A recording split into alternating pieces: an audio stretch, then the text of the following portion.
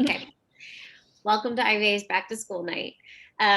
So we are going to have it be somewhat interactive, but it will be interactive through the chat. Otherwise, we want to collect your questions in the chat. And then Ms. Gordon, can you go to the next slide? We can't wait to more opportunities where you will get to interact with other parents here, and even with our staff.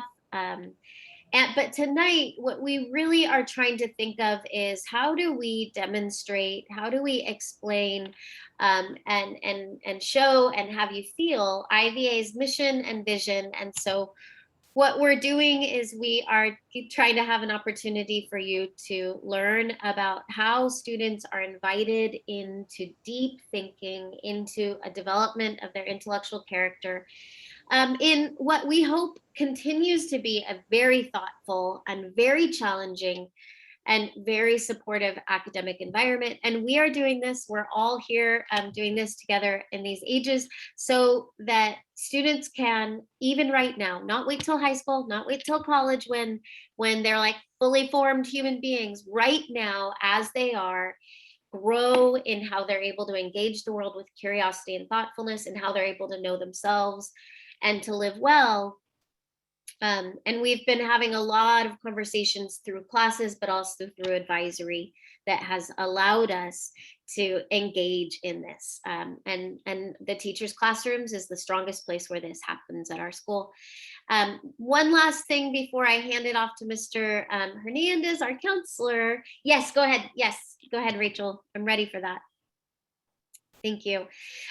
So during the month of September, we ask our families to give. If you are able to support your middle school, we have what is called an annual family fund. And we do this because the funding that comes from the state of California to schools, we all know, is never enough. But IVA in particular has a small school size. So we have a smaller size than other district schools that are around us. And this is possible because of the fundraising that we do. If we were to raise all of the funds that we needed, we'd be raising $60,000 a year, which breaks down to $250 per family, but we know not all families can give. So we ask that you give what you can give. If you know that other families cannot give $250 and you can give over that, please give over that. And if you know that there's no way you're going to give $250 because you cannot give what you can give, we're trying to shoot for 100% participation, whatever number that is. And the first incentive that we have for students is a grade level free dress day next Friday, first free dress day of the year. And Ms. Gordon, can you go forward one more? Right now, as of today, 6th grade students are in the lead for the free dress day. We have about 50 families that have donated so far at about $13,000. 8th grade is showing up. So right now, our 6th grade families are in the lead, and you can donate on Venmo. I'm going to pass it off to Mr. Hernandez for some more valuable information. Go ahead, Mr. Hernandez.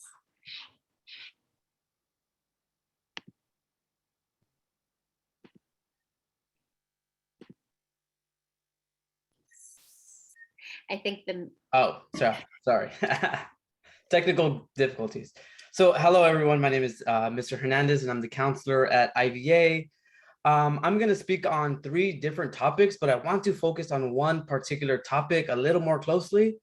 So one way our families can help support our students this year, as Brian shared, other ways is through the donation. Another way to help support our students is, so our school has opportunities to receive grants based on meal applications. So my goal for this year is to support our families to get 100% of our students to turn in meal applications. Dependent on the outcome of the meal applications will dictate how, like, funding. So could we go to the next slide real quick? Thank you. So this year, we were able to secure 6 after-school programs through grants from previous years being turned in. applications. Also, I wanted to touch on some supports and resources that we have for some of your students. So disciplinary supports, we have restorative, non-punitive counseling practices and social emotional development. And like I Hi, mentioned, Mr. Hernandez. hello.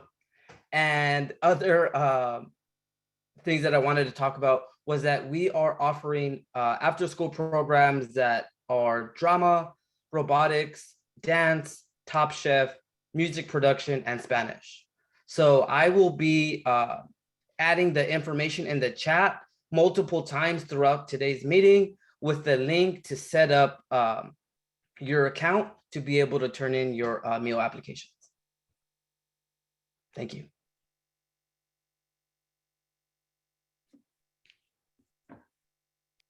Okay, it's my turn, but sorry if there's weird, is the screen sharing okay right now? Can you guys see okay? Is everything, when I do that, does it block out a gray? No, it looks like it fixed itself. Oh, it did. Okay, good. I'm just don't want to mess anything up. But okay, so I know that probably people want to know, how is my child or how's your child doing? And we really want to get you that information. We did we transferred over to a new system this year, and we are trying to just figure out how to best get you guys information on how your child is doing. You will get information on how to access our grading system, ARIES. Next week. Next week, you'll get that information. Just continue to support your child and having them check their Google Classroom, having them email teachers using their IVA email addresses. Encourage them to use office hours. I know we've been getting students coming into office hours to ask questions or to just complete assignments, and just continue to encourage them to go to office hours. And pretty soon we will start having our parent academies, and parent academies are great opportunities to connect with other parents, to support each other, and also to just learn. Sometimes we have guest speakers, and sometimes it's just us telling you things that we're learning about. So please look for parent academies coming up. Really quick, can I say something? Of course. I just shared the link with families, and I just got information as well that the link is down. The website that we use is Titan, and I just got information that they will have maintenance, but it will be cleared up in the next 15 minutes. So if in the next 15 minutes, if any of you can send me a direct message and let me know if it's back up, and I'll make another announcement. But thank you all who sent me a message. So thank you for coming tonight, families. Before we kick it off with our first subject, we just want to frame why we're all here together and what this community is like by asking a question that you can then drop an answer to in the chat. And I'll have Mr. Hernandez, Ms. Gordon, and myself read just a few of your answers. So what is, in the chat, can you share your name and the grade of your child, but then one word of hope? What is one word of what you hope for your child this year? You can also just put the word down if adding all the other specific information is too big. And thank you for the questions that the chat is not set to everyone. Okay, well, we'll do what we can do. Thank you for all of the questions that you're including in the chat. We're going to take those questions and put them in the newsletter. And I have a couple words that have come to me in direct messages. So I'm just going to read a few of those. The words that our community is putting out tonight is self-awareness and growth, happiness and confidence, independence and knowledge, discovery and community. I am encouraged by your hopefulness, and I'm glad to be a part of this community together. And then it's our honor as the leadership team to turn it over to the best adults on our campus, those that care so much about the development of your children. is specific to their subject. So we're going to hand it over to our teachers. And I think, is it our physical education teachers that are starting first?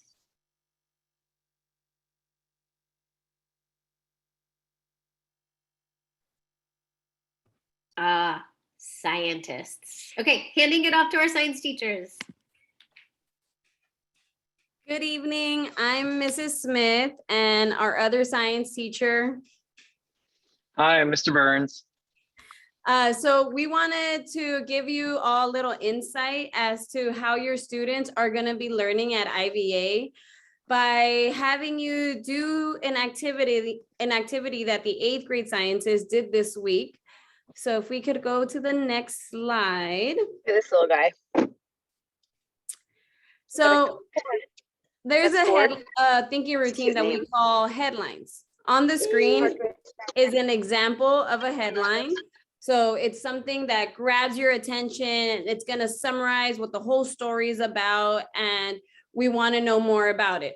So what we had students do was we went to the next slide. Can we go to the next slide?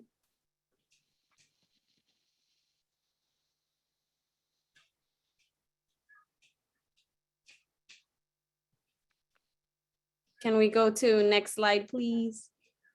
Thank you. So what we had our students do in class was we watched this video, and as they were watching this video, they were to think of a headline that's going to grab people's attention while summarizing what Newton's first law of motion. So could we, as we watch the video, I want us at home to think about what is a headline that you would write down that summarizes Newton's first law of motion while still being a little creative and grabbing our attention with this headline. So we could press play. And make it big. Nice. Imagine you're sitting on a recliner chair watching your favorite movie on a lazy Sunday. And your mom calls out your name and asks you to run some errands. You can imagine how difficult it would be for you to get up and do the work. Imagine you're practicing for your 100 meters race on this track, and somebody asks you to stop immediately within a second. Will you be able to do it? What if you're suddenly asked to turn towards the right? Will you be able to turn immediately? The answer to both the questions would be a no. You can stop, yes, but gradually. You can also turn, but not sharply. And guess what? It's the same story with every object. Every object will continue to do what it's doing. If it's at rest, it will remain at rest. And if it's in motion, it will stay in motion. But what can change this? Yes, only an unbalanced force can change this. If it's at rest and an unbalanced force acts on it, it will move. If it's in constant motion and an unbalanced force acts on it, it may accelerate or change direction. And this is nothing but the Newton's first law of motion. Here's the correct definition. An object at rest stays at rest, and an object in motion stays in motion with the same speed and the same direction, unless acted upon by an unbalanced force. In simple words, it means that the objects continue to do what they're doing unless some external unbalanced force acts on them. We can also understand this using a simple diagram. If the forces are balanced, there can be two cases. An object may be at rest, or an object will be in motion at a non-zero constant velocity in a particular direction. These can be the only two cases when the forces are balanced. In the first case, the object will continue to remain at rest, and in the second, the object will continue to stay in motion at the same velocity and in the same direction. Don't forget, these two cases will remain true only if the forces are balanced. In the next video, we will look at a few applications of the first law of motion. Okay, so now we're thinking about what was just presented.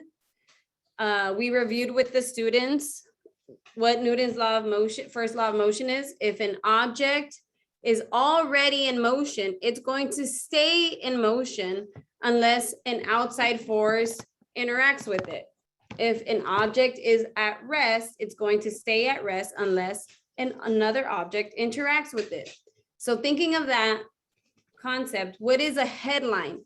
A few words that will summarize what Newton's law of motion means while still giving us some room to be creative about that headline. So we can take a minute to think about that. I'll read some of these as they come in. May the force be with you. Is gravity unbalanced is a question. Amber Hardy, gravity is a force. So it's going to act on a lot of different things around our environment. So technically gravity is an unbalanced force no matter what, unless you have something that's already sitting on the earth, right? We got rester's gonna rest, mover's gonna move. That's a good one, Gabi Schmidt. Linda Gillum says, what Koya said, LOL. Yes. So Physically inclined, nice. D. DeBerry, physically inclined, nice. Rock remains at rest, refuses to budge without force. That's really good too, Sola. Rolling donuts keep rolling. These are so good. This is fantastic. I love it. Move in the name of force. Bad habits are hard to break. That's great too. The amazing inertia boy stays in bed until you force him out. Yeah, that's my every morning, by the way. I don't know about any of you. Change is hard. Yes, Jason Bear. 077094. Students make motion to not stay at rest. That's good. I like it. All right, Ms. Smith, where are we going? So you understood the assignment. You all did great headlines. And on the next slide, Emily. sorry about that. On the next slide, these are some headlines that your students thought of the other day. So while you read their headlines there, we also had a comic in which students were asked to explain what's going on in terms of Newton's first law of motion. So they had a lot of fun looking at this comic and describing what was happening. Our students were very attentive to the details of this and started wondering, well, why is there a brick wall in the middle of the road? But then we had to remind them that this is a comic. So some of the headlines that they thought it was: bowling ball still rolling after 35 years. Object at rest rudely disturbed by a force. Pushing and pulling. Forces in pairs and objects in motion.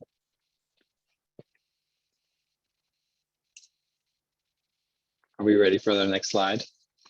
All right. So this is the curriculum that we use. Everything that we do is project-based. It's all based around small questions and big questions. So we have big questions and big challenges that are given to us in every one of our units. And each of the books is its own unit. We have some smaller questions that will help us facilitate collection of different types of evidence. We're looking for evidence from the textbook, and then there are investigations that we will do constantly throughout the year that will have us gathering data evidence as well. Then we use both of those types of evidence to create an explanation that will help us answer these big questions and also big challenges that you'll find in our performance tasks. We find that it works really, really well for engaging students and then also engaging them in very deep thinking. I think that's actually our time. Is that our time? All right. Well, thank you all for joining us, including Emily way over there. Well, it looks like math is next. All right, math team. Oh, here we are, math team. Welcome, everybody. It's so good to see you. I just want to start by introducing the math team. There are three of us. We have Miss Schmidt, Miss Gabi Schmidt, and you can see her there with her three children, one IVA grad and two current students. I'm Carrie Noble. I teach 6th and 8th grade math. And then we have Rachel Gordon teaching the math lab classes. We're affectionately calling ourselves the math moms of IVA. Ms. Schmidt, did you want to say anything? Not on this slide. I'll wait till the next slide. All right. we can hop to the next one then. So go ahead, Ms. Schmidt. You Okay. can start us off here. So one of the things that we have been doing this year in 6th and 7th grade is doing a lot of talking about math, which is so fun after being on Zoom last year. It has been so exciting to have really deep mathematical conversations with our students. And I've been so impressed with how engaged they are and how many different perspectives they're sharing. So one of the things we've been doing is these math talks, and just without counting the dots one by one, looking at how many dots are there.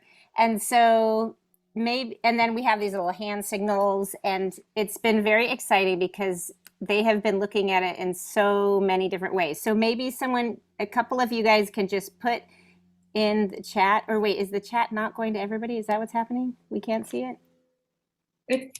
It's for everybody now. Okay. So if you can just put how you would count those dots without counting them one by one. Okay, I see that Ollie has 6 plus 5, and I'm wondering how Ollie is joining that. Oh, I'm wondering if Ollie is counting the 5 in the middle and then the 2 3s on either side as 6. Yes. Okay. So I see. Oh, it's going so fast because you guys have so many things. There's one that says 3 plus 3 plus 5. Okay. It looks like that's the same idea. Oh gosh. 3 times 3 plus 2. So it looks like the people are saying 3 times 3 plus 2 are counting these 3 columns of 3 and then plus the 2 that are joining them. Let's see, what else do we have here? So you can see even just in the chat, and this is a little hard to kind of get the full experience of the number talk, because it's really, Ms. Noble and I have been having a lot of fun, like the way they see the numbers visually. And there's a lot of research about when students see numbers visually, how that connects and just, makes them way better problem solvers and computers and that kind of thing. So seeing them visually, it's been really fun to see them describe how they see the dots. Yeah, in my class, the kids will often want to run up to the board and like circle how they group them. And I just saw a cool one in there was 15 minus 2. And I've had some students do that too. They fill in that empty space and they see it as a 3 by 5 array, or minus the 4 spots. I don't know what I said, but I meant to say minus 4.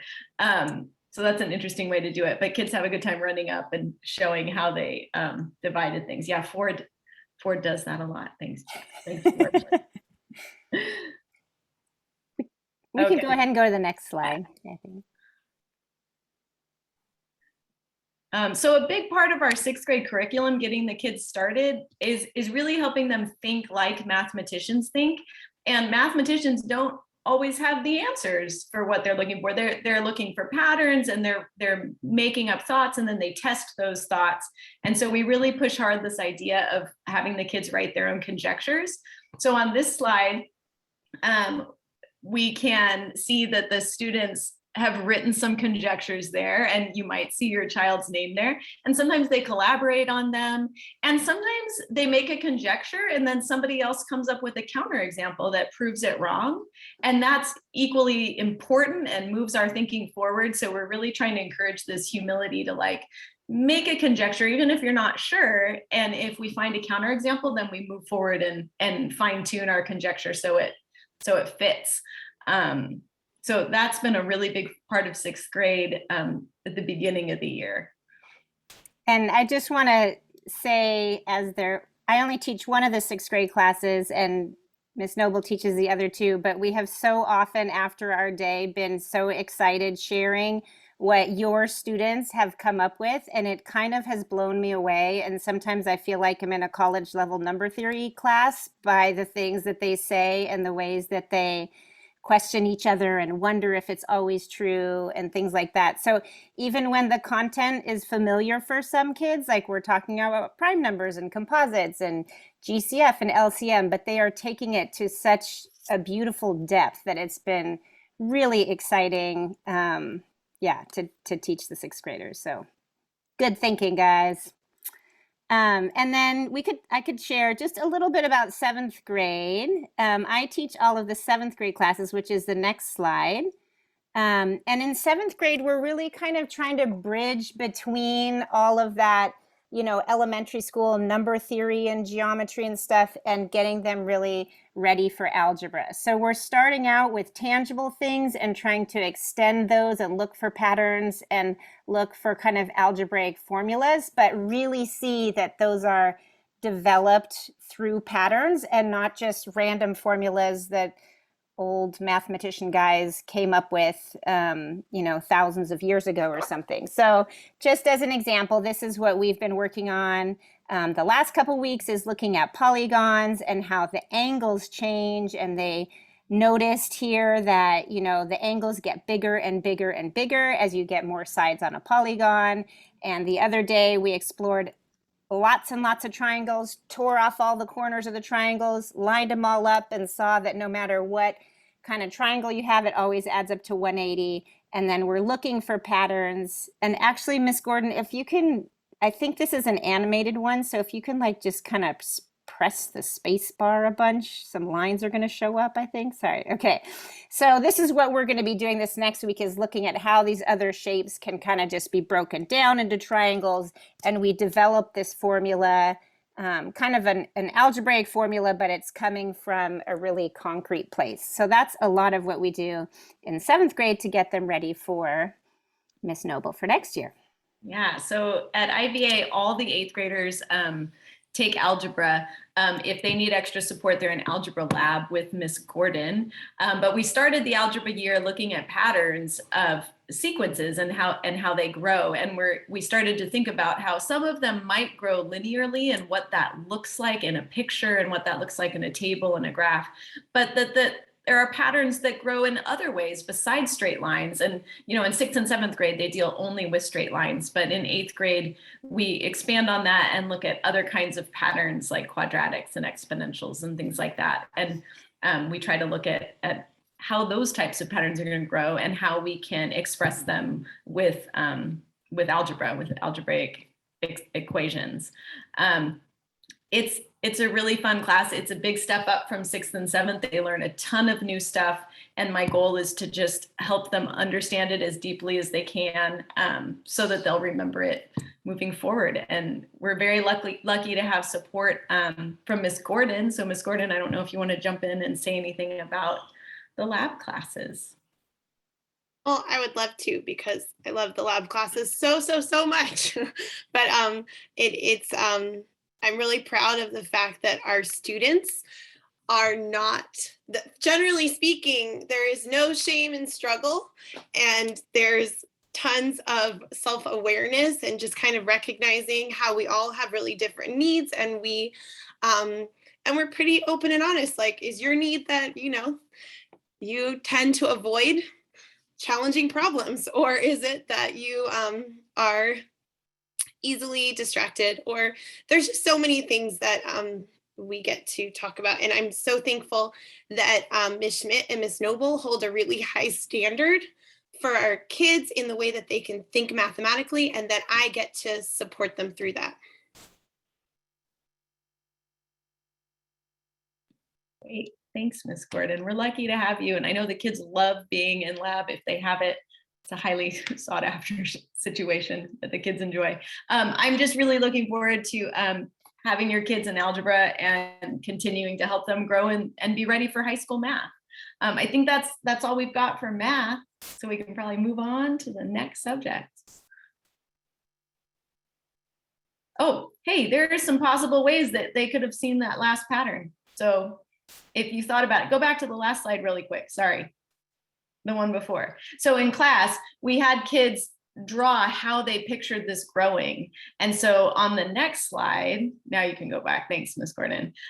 You can see some people saw it growing diagonally, some saw it growing in, you know, vertical lines or horizontal lines, or some kind of Tetrised it out and duplicated and copied and pasted and rotated to make it fit. But all of these visualizations help us understand what kind of pattern it is and how we can write it as an expression. So that's what that activity was. All right, thanks, Ms. Gordon.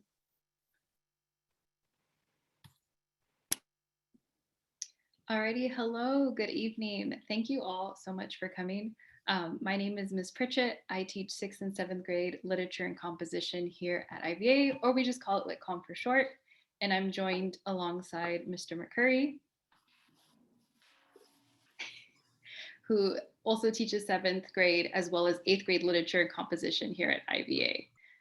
So we'll go ahead and go on to the next slide and kind of go straight into what 6th grade has been thinking about lately. So we start off 6th grade with The Hobbit, and so I just kind of want to explain how we kind of structure our units in Lit Comp.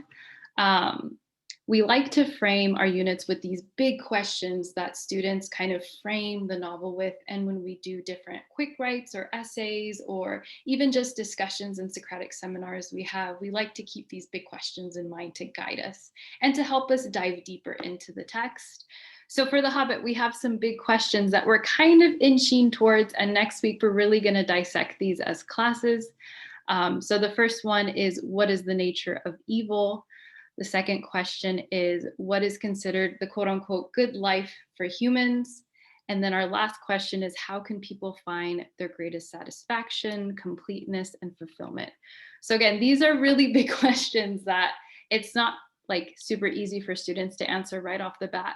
But that's the point, because alongside with the text, students are able to dissect the questions, look at some of the characters in the text to help answer those questions. For example, we may look at Smaug the dragon as correlating to the first question about the source of evil. What contributes to that? What is the nature of evil?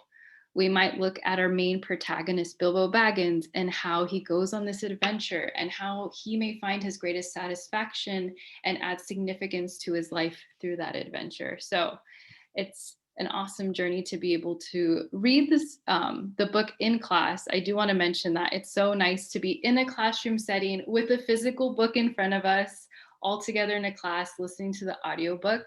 I was able to find a really cool audiobook that has like all these different actors that are voices of the different characters, and there's like background noises. So it's an awesome way to bring the text to life. Ms. Gordon, you can go ahead and go on to the next slide. Thank you. So Mr. McCurry and I do want to kind of like showcase one thinking routine we use a lot in Lit Comp, and that is a sentence, phrase, word.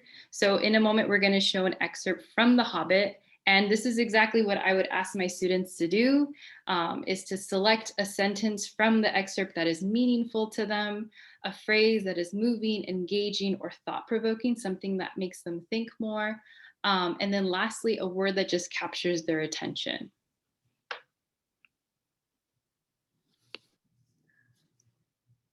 All right, so I think this is me now, right, Alyssa?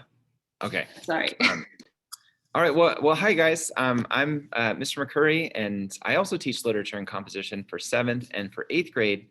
And maybe just before I take us through this next activity, first of all, thanks you guys for hanging in there with us. I know this is just like a nonstop barrage of us talking to you, but we couldn't figure out another way to do it. So thanks for hanging in there, you guys. So before I take us through this little activity, we just kind of like to remind you guys, so like both for Miss Pritchett and myself, our goal is that students learn to read texts well, to talk about them well, and to write about them well. And one of the best things we've come across for how to get students to do that at their different levels and whatnot are things like these thinking routines, which are very simple to kind of access and allow students to kind of go into a text quickly and start talking about it kind of right away with each other. So it's really cool for me, especially as I teach all 3 8th grade classes. So I get to see students that Miss Pritchett has been working with in 6th grade and then a little bit in 7th grade, and see them having these big discussions in 8th grade and writing at really high levels, which is so much fun for me. So all of these like discussions that we have in the text, they do feed into the writing and bigger projects that we have in class. So we definitely have a high emphasis on discussion, but we also have a high emphasis on students being able to write well about the text, which these sort of provide some of the framework for them to do that. Okay, so now here's the challenge for you guys. I'm going to read us a passage from The Hobbit, And I even put like my official reading jacket on. It has an IVA logo in here. I don't know if you guys can see that. My screen's too tiny. So when you're at our school for a long time, they start throwing like lots of nice things at you. So I have this nice reading jacket that I wear. So I'm going to read us a passage from The Hobbit. It'll show up on the screen in front of you. And then the challenge for you guys is to see if you can find either a sentence or more likely maybe a phrase or a word that stands out to you as important or significant. You probably won't be able to write out why it's important or significant because we're a little short on time. But if you're a crazy fast typer and you want to type out a short explanation, that would be super awesome. Otherwise, you could just type in a sentence or a phrase or a word that jumps out to you from this passage. And maybe Ms. Pritchett and I will try to take turns reading some of those out. Okay, Ms. Gordon, can you take us to the next slide? Okay. If I had a British accent, a cool one, like I would try it right now, but I feel like I would goof it up. So I'm just gonna read it in like my regular voice. But if you could imagine like a cool British reader reading this, that would be cool. Okay, so this is from the beginning of The Hobbit. This hobbit was a very well-to-do hobbit, and his name was Baggins. The Bagginses had lived in the neighborhood of the hill for time out of mind, and people considered them very respectable, not only because most of them were rich, but also because they never had any adventures or did anything unexpected. You could tell what a Baggins would say on any question without the bother of asking him. This is a story of how a Baggins had an adventure and found himself doing and saying things altogether unexpected. All right, there's the reading, and I see the phrases and sentences and words trickling in there. Thank you guys. You guys are awesome. We'll keep these coming. Ms. Pritchett, I'm going to scroll to the top, and I'll read like 2 or 3, and then you can go after me. Okay, so I see up here. Oh, first I saw the challenge to read it like Gollum. That would be super awesome. I see here, respectable, unexpected, rich and reliable, predictable, were valued in the Hobbit culture. I see time out of mind. Love that. Time out of mind because it's a lyrical way of saying forever. Awesome. Adventure and unexpected. Again, the phrase for time out of mind. Couple more shout outs. Time out of mind stands out to me as a lovely way to describe the past. Adventure, because adventures are mysterious. Without the bother of asking him, so many times we don't bother to ask questions, and this leads to so many misunderstandings. Awesome. I see emphasis on Baggins, the last name, found himself, had an adventure. Ooh, I love great minds think alike. Unexpected 3 times. Found himself doing and saying things altogether unexpected. Okay, Baggins had an adventure and found himself doing and saying things unexpected. Catches the reader's attention. What does he do? Some more unexpected. This is a story about how a Baggins had an adventure. All right, I see there's 22 more messages, but I'll let you guys scroll down and read those. Thank you guys so much for posting those. Maybe just like a couple interesting things. So one of the things that I often tell students is when we're doing things like this, sometimes we will like whip around the room, and I'll try to have everybody say something. And that's another thing I love about the thinking routines is they allow a sort of easy, relatively easy, safe way for students to participate in the discussion. And that's one of the things that's important for Ms. Pritchett and I, but I think really our whole IVA community is that every voice is important. Every voice is valuable. They help shape and make up our class. And another thing is you probably noticed that there was a lot of repeat phrases. I mean, of course, because there's so many of us and it was a small passage. But this is true in class too. And then often when those repeat phrases come up, it becomes a great point for Ms. Pritchett or I to kind of stop and say, okay, now I heard this phrase about 6 or 7 times, and then stop. Well, what do you guys think is going on there with that phrase? And that it can kind of take us into the text in a whole new way. So there's a lot more that we could kind of say about literature and composition. I have not been monitoring the time, so I don't actually know how much time we have. I think we're pretty close to time, so maybe I'll just call it good there. Thank you guys so much for participating. We love teaching your children. I love working here. It's such a blast, such a blessing. So thank you guys so much. Okay, Miss Gordon, I'm passing to the next group. We just got like a quick little, make sure everybody's still here. Are you guys all still here, parents, students? Can we do a little in the chat? Where would you go? Okay, got a number 1. Are we going Phnom Penh, Cambodia, Antigua, Guatemala, Toronto, Canada, Havana, Cuba, Amman, Jordan, or Helsinki, Finland? You only get 6 choices. That's it. Okay. I wish I know. I want to go to all 6 too. Okay. That was just like we're all kind of scarred from Zoom last year, and sometimes we have to make sure people are still there. Thank you. Miss Gordon, did you see that Emery Gordon wants to go to all 6? Wow. So time to save up. Well, that sounds like what a coincidence. Last names. Well, now that our attention has shifted to all these beautiful places that we would rather be, I'm going to bring us back.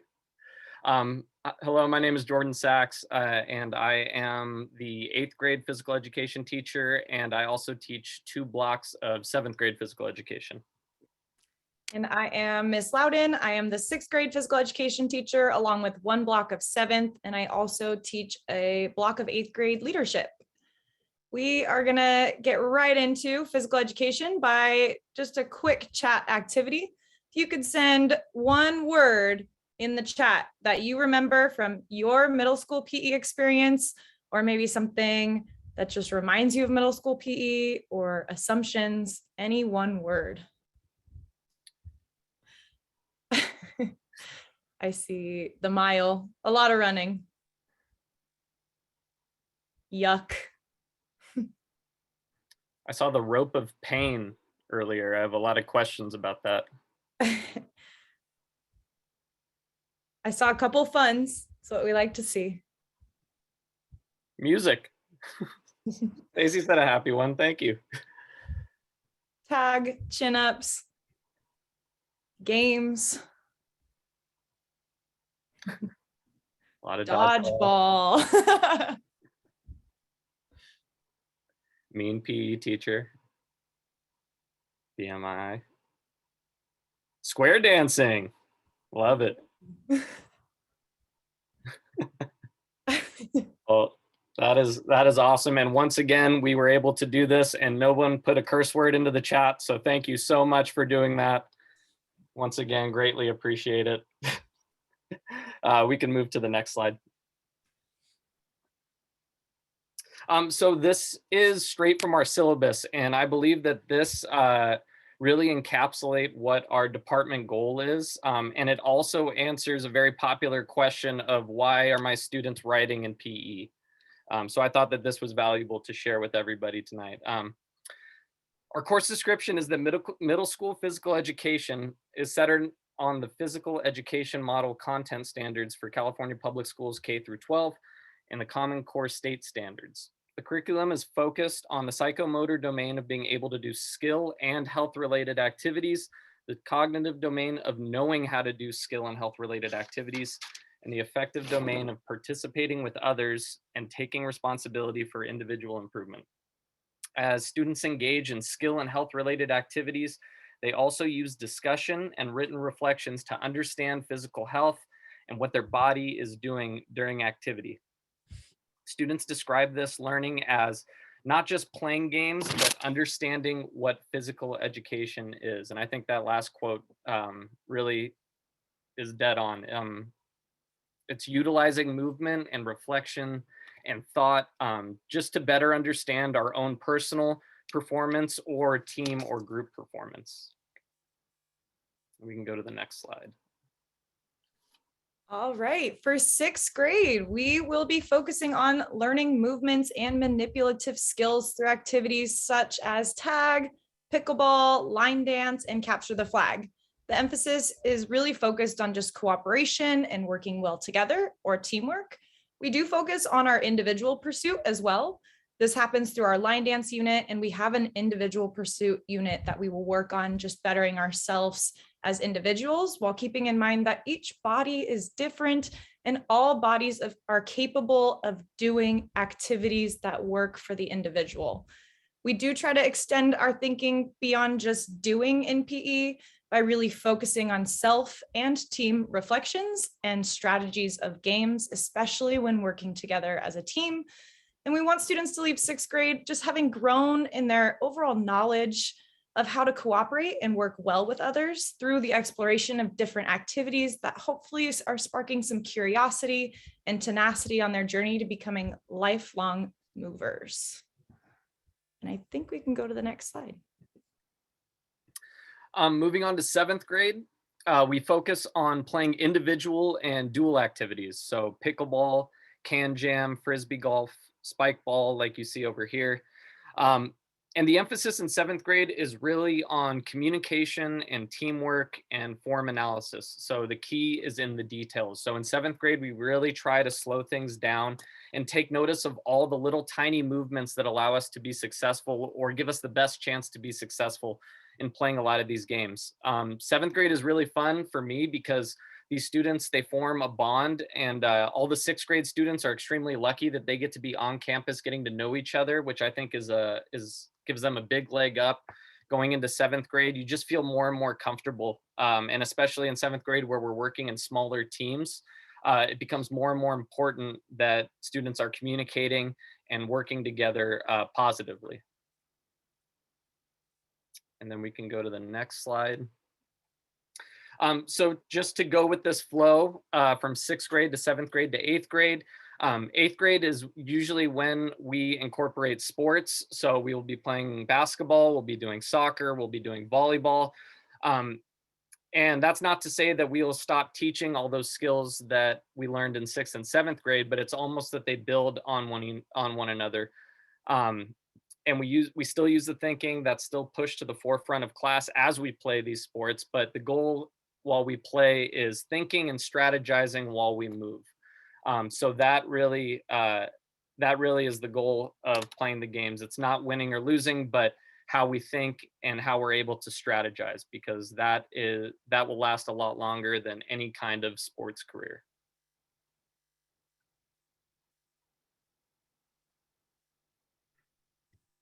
All right. For everyone that wrote mile down into the chat of our one-word activity, this is for you guys. We wanted to bring a little bit deeper of thinking to our mile this year. It is a state requirement that at some point in your middle school during 7th grade, you either have to do a fitness test where you run the mile or a pacer test. And we decided we wanted to bring some sort of growth and autonomy and independence to our physical education classrooms this year. So on Mondays and Tuesdays, whether your child has PE blocks 1 through 3 or 4 through 6, we complete a fun run and we set a time in a pace that we are comfortable and able to beat on our second day of PE that week. We do this to just encourage students to push themselves while also allowing them to see themselves succeed in setting a time, setting a goal, and achieving that time and achieving that goal in the second day of PE. This helps just to contribute to students becoming more confident, not only just in themselves, but more confident in how they move, and eventually confident in how they will become lifelong movers after leaving IVA. And yeah.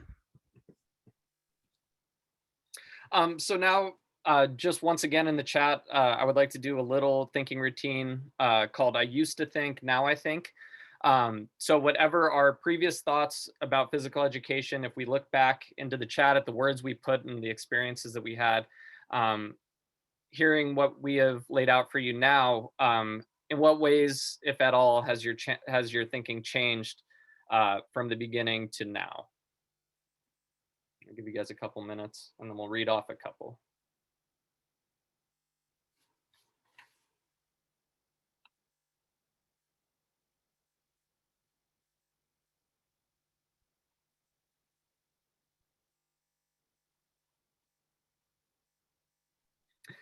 That's a great one, Amber. I used to think PE was dumb. Now I think it's incredibly important, even if I still don't like it. Fair enough.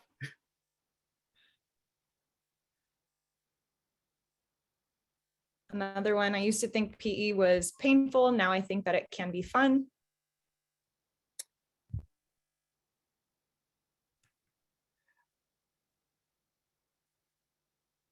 PE helps to stay active. Used to think PE was unnecessary. Now I think it should be a lifestyle. Howie and Linda had similar ones. I used to think that PE was physical. Now I think it is equally mental. I think it's Stacy Emerson. I used to think PE was just a way of getting energy out and staying fit. Now I think IVA is teaching my child to be mindful and strategic about how he engages physically. And I'd like to end on a student, Emery Gordon. I used to think PE was just stretches. Now I think it matters. So awesome. Well, thank you guys so much. I really, really appreciate the chance to be able to teach all your kids again. I know for some of you, it's my third year, and although you may be sick of me, I am just excited to have all your kids. They are the most wonderful group ever, and yeah, I'm gonna really, really miss them. So I'm gonna try to enjoy this year as much as possible. Yes, thank you. I love the energy that sixth grade brings, and I am ready to keep on teaching them. And now we're gonna pass it to, I believe it is social science. Hello, everyone. It is so great to be here and to see everyone's faces. And oh yeah, I forgot to introduce myself. I'm Ms. Rosas. I teach social science for 6th, 7th, and one elective of social justice. Hi, everyone. I'm Mrs. Kivias. I teach 2 7th grade blocks and all of the 8th grade US history blocks. We're just so excited to be here with you all tonight. One of the big questions that we've been kind of exploring and really basing our curriculum off of is how have human interactions changed our world? Social science is so much about relationships between people and culture and just being an amazing global citizen. And that's really what we try to explore in social science. And I just want to add, we do that by looking at what foundational skills students need in each grade level to be able to succeed and progress and help prepare them. So we try to do kind of like a vertical alignment. Each year focuses on building like the foundational skills needed for that grade level so that it rolls over throughout the years. So we're going to get in a quick little activity. I'm not sure quite how much time we have, but we're going to try our best to be able to engage in conversation and deep thinking together. So a lot of what social science looks like for 6th grade and throughout all the grades is really focusing on sources and how do we know if something is true? Who should we believe? And so we teach skills of historical thinking to really ask questions such as who is the author behind this document source and when was it written? Is this a primary source? So written by someone who was there, or a secondary source, so like a textbook or a historian. And then what do you think is the motivation for writing this document? Is there an ulterior motive? You know, there a lot of times, if we dig deep enough, we can find kind of that motivation, right? And then also, could there be any bias from this author? So we engage in a lot of really great conversations to really figure out how to decide, should we believe something? Should we believe what someone is presenting? And how can we make those decisions for ourselves? So we're gonna go ahead and look at 2 sources about Christopher Columbus. We did this lesson with the 6th graders and really trying to think about how to analyze sources in order to really collect evidence and build our opinion and our perspective. Really appreciating some of the comments in the chat. Y'all are so awesome. Can I have a volunteer to go ahead and read source A for us by Elliott Morrison? We're going to go ahead and analyze these two sources. Any volunteers? I feel like I've been talking all day. It would be lovely to hear someone else's voice besides my own. I'll do it, Miss Rosas. Oh, yeah, awesome. Thank you so much. Source A is from Samuel Elliott Morrison. Should I read the description also? That'd be great. Okay. A Harvard historian and one of the most distinguished writers on Columbus. He wrote this passage in 1942 as the author of a multi-volume biography while sailing Columbus's route across the Atlantic. And here is his quote. He had his faults and his drawbacks, but they were largely based on the qualities that made him great: his unstoppable will, his superb faith in God, and his own mission as the Christ bearer to the lands beyond the seas. His stubborn persistence despite neglect, poverty, and discouragement in his youth. But there was no flaw, no dark side to the most outstanding and essential of all his qualities, his seamanship. As a master mariner and navigator, Columbus was supreme in his generation. The whole history of the Americas begins with his journeys. Awesome. Thank you so much. Let's go ahead and type our ideas in the chat. What stands out to you about this source? Do we think it's trustworthy, reliable? Maybe something about his background is standing out, maybe his motivation, just the writing in general. Is there any thoughts? Go ahead and write your thoughts in the chat.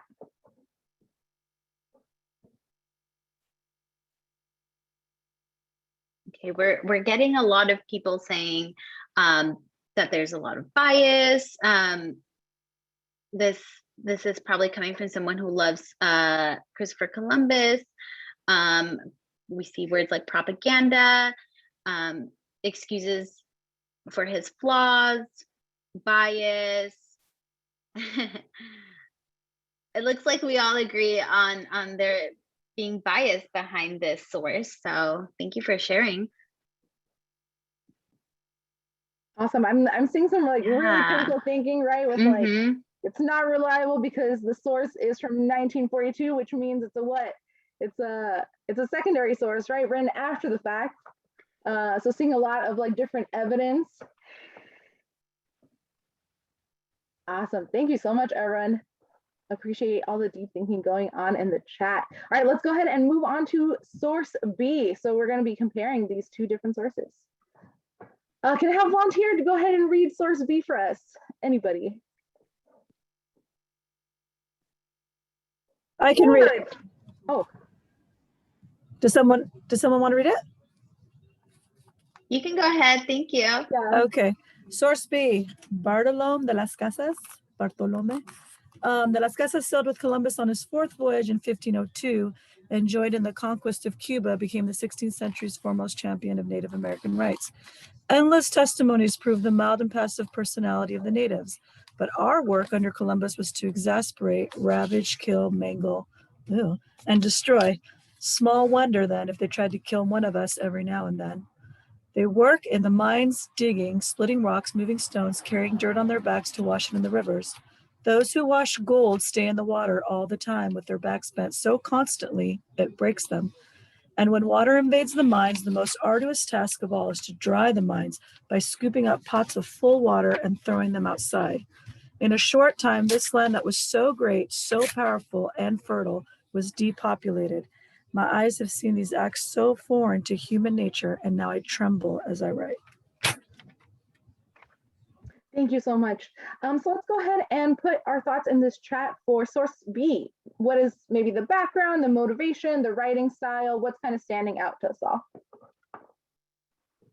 Yeah, and you can go ahead and put like a word, a phrase, anything that's kind of standing out. So I'm seeing first person, maybe slightly more specific, concrete, reliable. He was with Columbus on the journey, so he is like writing from his firsthand experience. Great, everything. So much more details in the source, paints a more complete picture. Oh, I saw primary source. Thank you so much. Written by a witness, endless testimonies. more reliable because the primary source. Interesting that he sails with Columbus, but doesn't agree with what's being done. Great, thank you. Very emotional. Awesome, thank you so much, everyone. Such great observations. All right, let's go ahead and move on to the next slide, I think just for time's sake. One important thing that we talk about in social science is learning how to source something. So looking at who wrote it, who's the author, when did they write it, all of that stuff is really important. And it's really builds really critical skills to become well-informed citizens.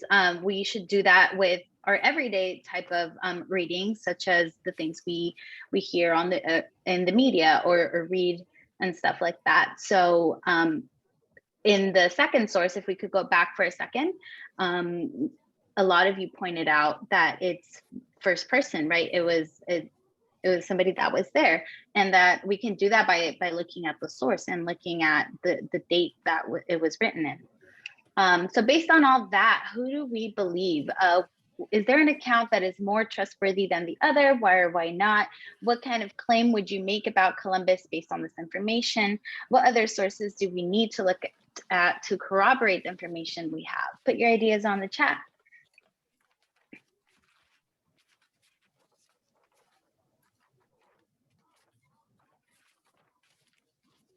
Okay, good. It looks like I like the word perspective. I see that on the chat, and corroboration. These are actually words that we use a lot. These are some of our historical thinking skills that we try to highlight. And really the important thing to note here is all of these questions here help us engage in dialogue and really help students kind of understand things. And there's no really much room for debate. It's more of an engaging conversation, not really trying to find a right or wrong or correct answer, just really understanding and expressing our ideas. I like what I see on the chat. Thank you. It looks like we all kind of, yeah, we all understood this assignment. Thank you. Gabriel, a bipartisan person who was there during the event is the most reliable source. Yes, thank you. We can go on to the next slide.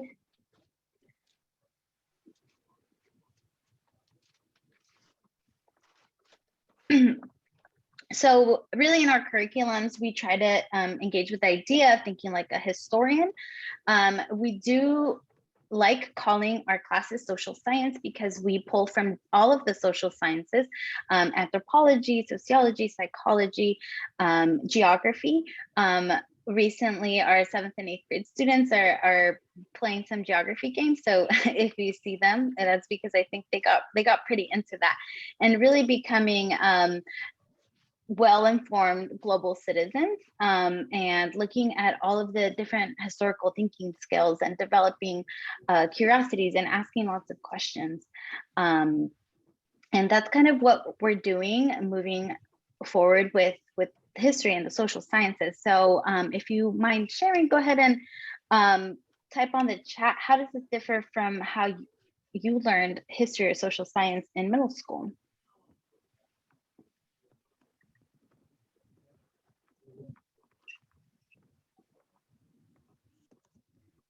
You guys can type it on the chat. I think, yeah, good.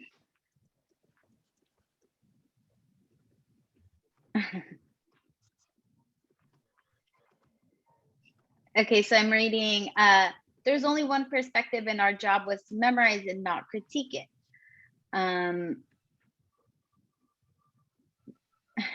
Tough times make hard men. I learned a lot about missions. Everything was presented as fact. We spent a lot of time memorizing dates, developing critical thinking skills. I hope we all do that now, right? Memorizing timelines. It wasn't until AP History that I learned to evaluate different sources and form an argument. So yeah, forming an argument and being able to like follow up with evidence is a key thing that we're working on. The fact that critical thinking and conversations are being fostered and encouraged versus what I had read the text and listened to teacher lecture. Yeah, so we do like to have like a student-centered approach, and like much of our other classes, in grade-based and asking questions and finding the answers and developing an argument backed by evidence from sources like this. And yeah, is there anything else, Ms. Rosas? I think we're just super excited to continue having these really deep thought out conversations, and just hearing from your students' perspective has just been just so amazing. Even in these first 3 weeks of school, like we've had such great conversations in person, and I'm just so grateful for that. I think it's just amazing to be able to have this kind of like safe space for everyone to be able to express their thoughts, and kind of as they're forming their identity and their opinions, and doing that together as a community. And I think it's just been so amazing to be a part of that. So super excited to continue having these thoughtful conversations. All right, I think we're going to pass on to exploration classes. Awesome. I think art is up first. You want to go to the next slide. Hello, beautiful people. My name is Mix V. Dries, and this semester I'm teaching 6th grade art. Yay, art. Next semester I'll be working with the 7th graders. I'm really looking forward to it.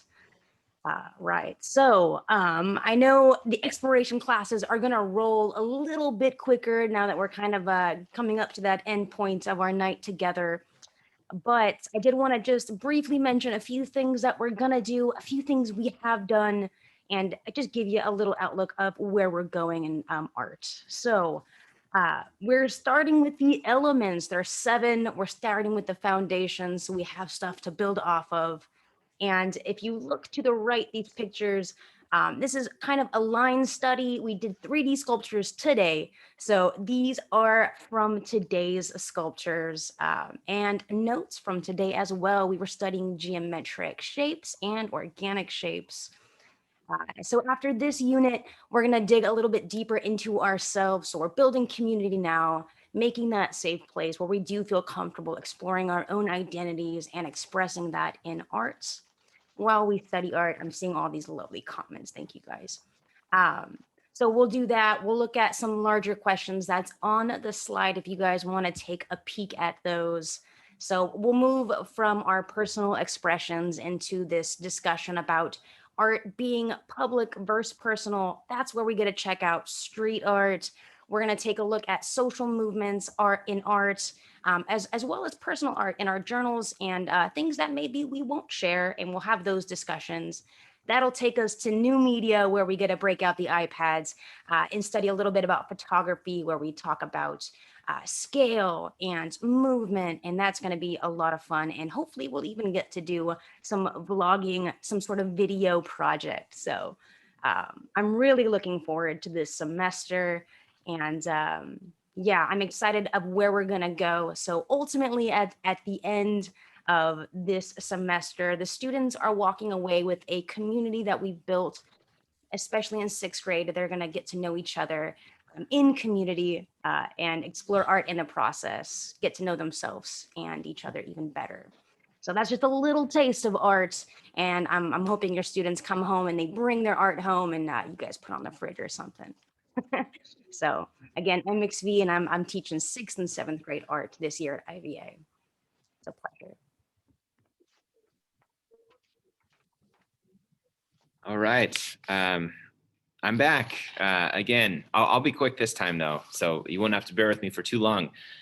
So I also teach creative writing to 7th graders this semester and 6th graders next semester, which is super fun. So as just a tiny, I guess, blurb here. So I love to write just myself creatively. So really this class is like just a wonderful outlet for me to continue writing and to write alongside your students and to read their stories and hear what they're creating. So on our slide there is really just like the units. There's 4 units in creative writing. I've sort of structured the class around 4 stories, short stories, or they could be the beginnings of longer stories that students will create for our class. So I've organized the stories kind of by genre. So realistic fiction, fantasy and science fiction, mystery and suspense, and myth, fairy tale, legend.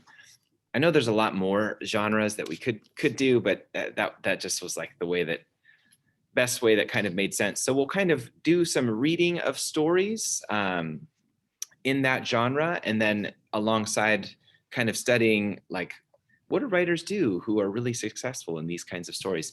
And then while they're doing that, students will also be kind of creating their own stories. In addition, just one tiny like resource, and you can't really see, it's a tiny thing, but I use this book called Writing Magic, which is just a wonderful book. It's geared towards students and developing writers. We read chapters from it, kind of about the creative process and the writing process. And every chapter has writing prompts in it. And then we just write in class for 15-20 minutes every time we read one of these. So we do lots of writing, we do lots of celebrating of good stories, and it's lots of fun. All right, I'm passing it to Paul. Paul is sharing my slide here. All right, if somebody, Rachel, would you push the next button and it should like pop up what we're doing in psychology here. So I'm back. I'm Mr. Burns. I teach science, and then I also get this one other course for 7th grade psychology this semester, and next semester will be 6th grade psychology. And it's such a really good like transition to do science and then come into psychology, because psychology, we are diving into like looking at how, well, first of all, like what are the functions of each part of the brain, and what does the brain even do for our body? But then how do we like bring connections between the things that we do and some of the things that we like don't even know that we do, and how are those directly connected to the brain? And it's just so fascinating. And every single kid that gets to do this, they learn a little bit about themselves. They learn a little bit about what it's like to be a human. And then we just dive in deep as to those pieces of what it means to be living in your community, what it means to be a contribution to your community, and how you're going to like just see yourself. It's so much metacognitive thinking and so much deep like self-reflection in this class. Well, you can see that we do neuroscience first. We're kind of in that right now. We look at sensations and perceptions. We look at how to develop language and psychology of behavior, and then personality. So really looking forward to continuing this class. It's kind of what comes in my feed every morning from my phone.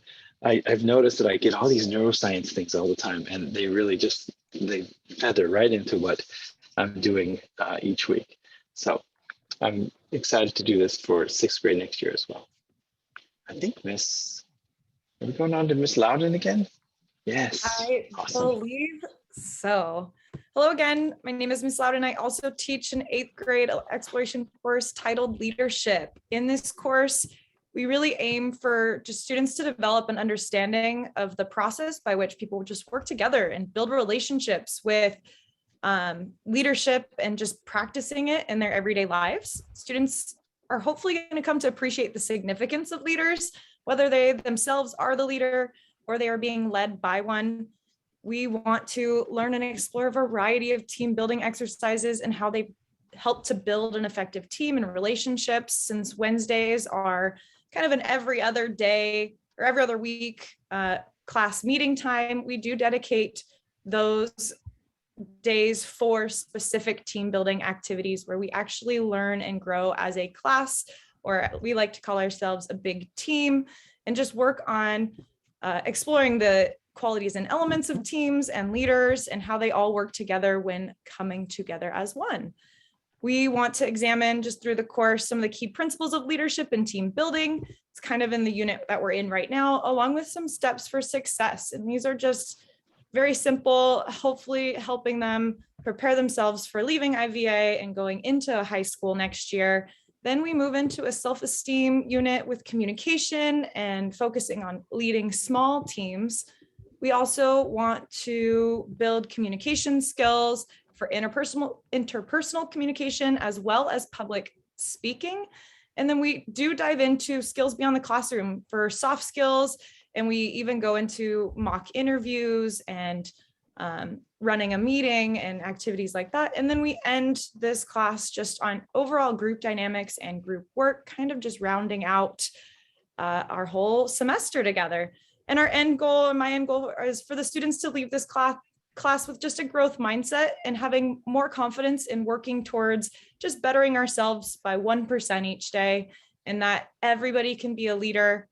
Doesn't matter who you are or what you do, you can lead. And we just watched a video in class the other day, a super great TED Talk about anyone can lead. And we all have a lollipop moment in our life where we have no idea the effect that we've had on somebody until they bring it up. So my goal is to have students leave this class just knowing that they too can lead. We're so glad that you've been able to be here with us tonight. We do look forward to other opportunities. I know that we're going to be able to have parent academies, and we're hoping that they're in person with some distance and some ventilation and definitely masks. But thank you for spending your time here tonight. I hope that you're able to see these teachers of your students. And I really want to encourage you to reach out on Parent Square when you have questions, especially if you have any concerns for your child and it's not at the level where you know that you can just sit down next to them and have them reach out to their teacher directly. So we want you to connect with us. And as an ending reflection, I see you guys already doing it, but can you give an appreciation or something you want to keep thinking about or an excitement, and you can put those in the chat.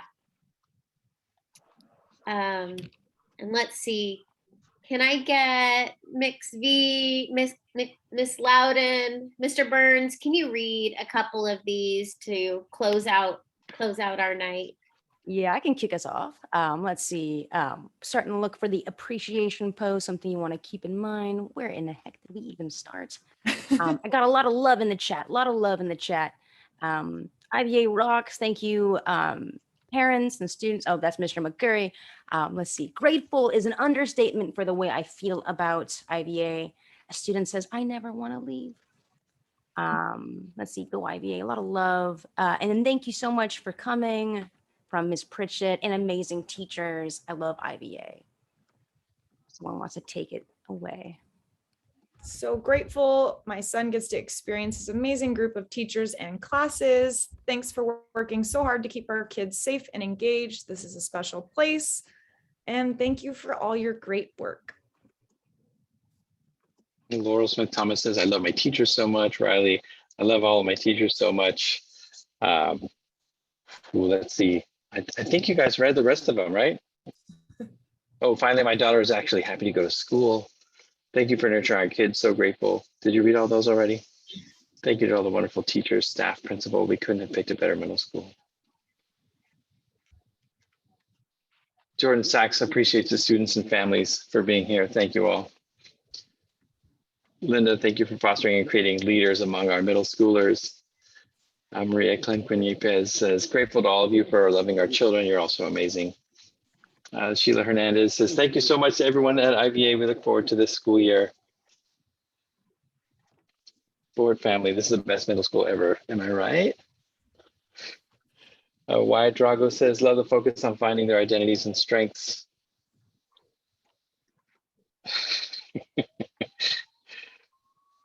SBS Davis, can I be in Mr. Burns' psych class? Sounds awesome. Yes. Your dedication to my child makes a better person. Thank you.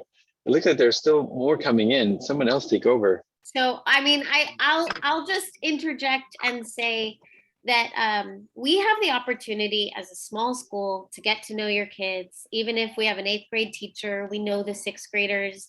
And we also get to see them grow in the way that they think and the way that they approach their community and in the way that they approach learning across these 3 years. And it's an honor for us to be able to be with your kids during these years. So thank you for having children, sending them to IVA so that they can grow and be given these opportunities to be challenged in their thinking. And I'm going to do something maybe revolutionary. I'm going to end our meeting early. You know why? Because if you have any questions, you can put them in the chat. But you guys, we don't need to be on Zoom all the time. You can be with people now. I hope you all have a really safe and wonderful evening. Tomorrow's a minimum day. We're out at 1. We hope you have a wonderful, wonderful weekend. We're just gonna like wave and say goodbye. Good night, everybody. Good to see you. Have a Bye, good everyone. night. Bye. Bye. Thank you. Good night. Bye. Bye. Good night. Thank you. Bye, Henry. Bye, Ford. Bye. Bye. Thank you. Bye, Ford. Thanks for coming. Bye. Thank you. Thank you for being here, guys. Bye. Bye-bye. Bye. Bye.